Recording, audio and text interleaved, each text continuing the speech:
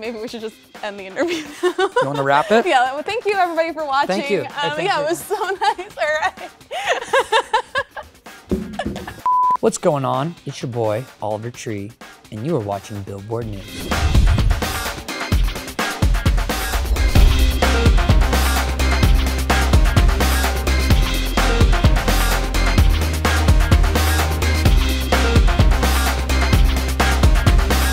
Everybody, I'm Rania Niftos with Billboard News, and I am so excited. We're here with the one and only Oliver Tree. Hello. As these seasons keep on changing, life goes on and on and on and on and on.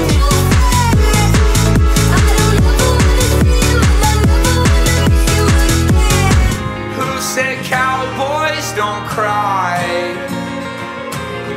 Creating this Oliver Tree persona was kind of almost an accident, right? Because I think I heard you say you were putting out music and nobody was really listening, and then you kind of grabbed a ski jacket from your mom and the sunglasses and you kind of turned it into comedy, and suddenly people started caring about your music. I'd already spent the bulk of my existence on Earth making music, and no one was listening to it, no one cared. And I was like, wow, this actually worked. This is bigger than my music, and all I did was just show up looking stupid.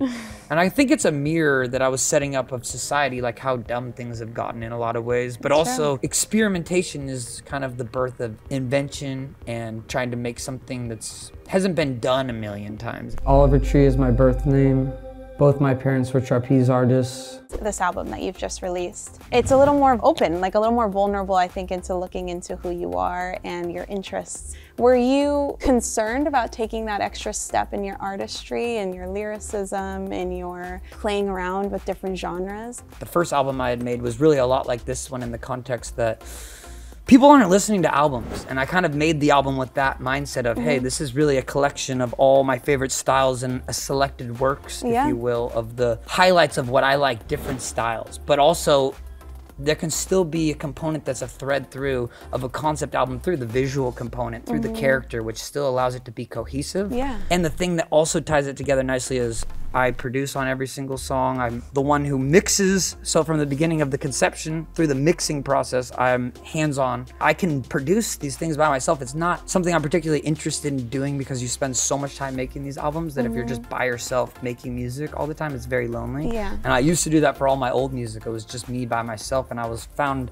myself incredibly lonely. And I think that that's ironic in the context of this album is exploring the theme of loneliness. Yeah. And it's such a big part of it. It's kind of a full circle moment where as I've evolved as an artist, I recognize that it doesn't have to be so lonely. I would rather do it with my friends. I'd rather go to Brazil and bring out my friends and work there than necessarily be stuck in one place by myself in this dark room. Yeah. And so it's a way that I've found it's a lot more fun and sustainable in the long term.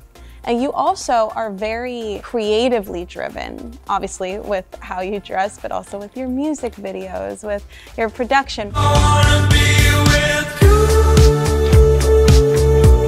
I'm riding with you. Where do you pull inspiration? Do you pull from other artists? Do you pull from TV shows? Do you pull from movies? A lot of it is just from exploring, meeting new people, experimenting with different ideas. Music videos are a driving factor into why I do music. I've actually been so proud on my work as a filmmaker because I've made this Henry Ford Autoline production assembly where, for example, the last two videos I shot, we would film them, edit them, and release them within a 5 to 6 day period. And so it was just this process where it would come out a few days after we filmed it. And so cool.